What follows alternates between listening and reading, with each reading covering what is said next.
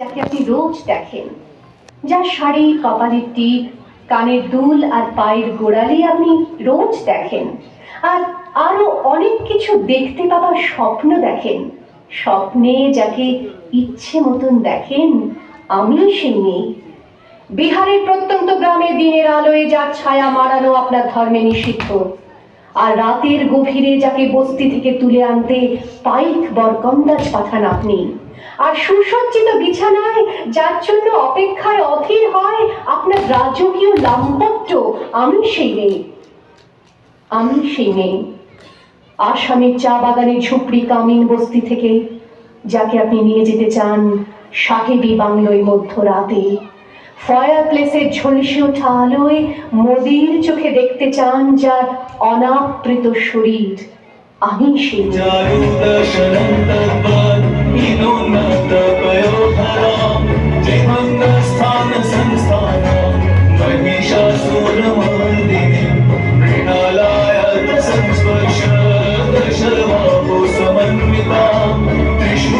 दक्षिणे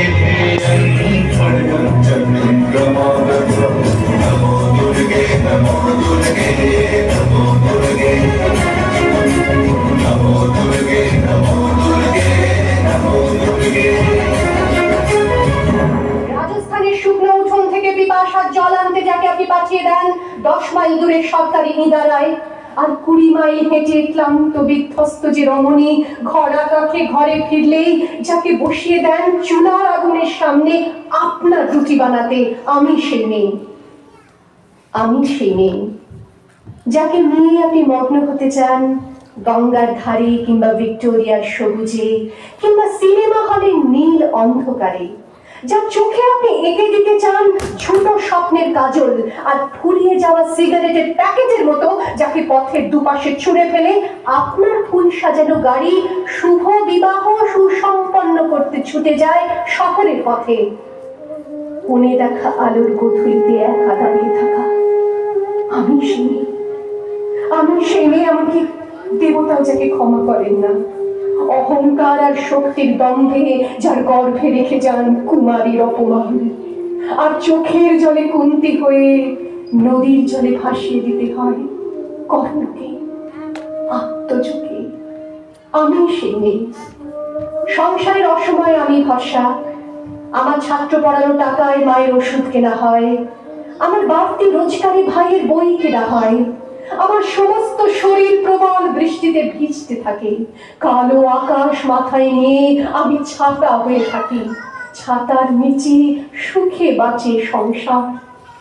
আপনি আপনি আপনি আপনারা আপনারা আমার জন্য অনেক করেছেন, সাহিত্যে, কাব্যে, শাস্ত্রে, লোকাচারে আমাকে মা বলে পুজো করেছেন, প্রকৃতি বলে আদিক্ষেতা করেছেন, আবার শহরগঞ্জের কানাগলিতে ঠোঁটে রং মাখিয়ে কুপি হাতে দাঁড় করিয়েও দিয়েছেন।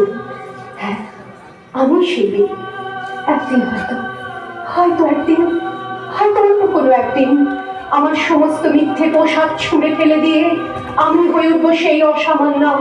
খোলা চুল, মেঘের মতো থাকবে আমার খোলা পিঠ, দু চোখে জ্বলবে ভীষণ আগুন, কপাল ঠিকতে বেরোবে ভয়ঙ্কর তেজরশ্মি, হাতে ঝলসে উঠবে সেই খড়গ, দু পায়ের উপরে বেজে উঠবে রণদুন্দুভি, দেবতারাও আতঙ্কে স্তব্ধ হয়ে বলতে থাকবে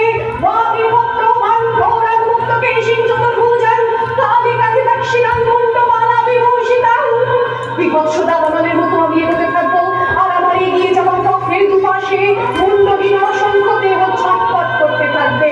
সভ্যতার দেহ, প্রগতির দেহ, উন্নতির দেহ, সমাজের দেহ। হয়তো আমি সেই মেয়ে, হয়তো বা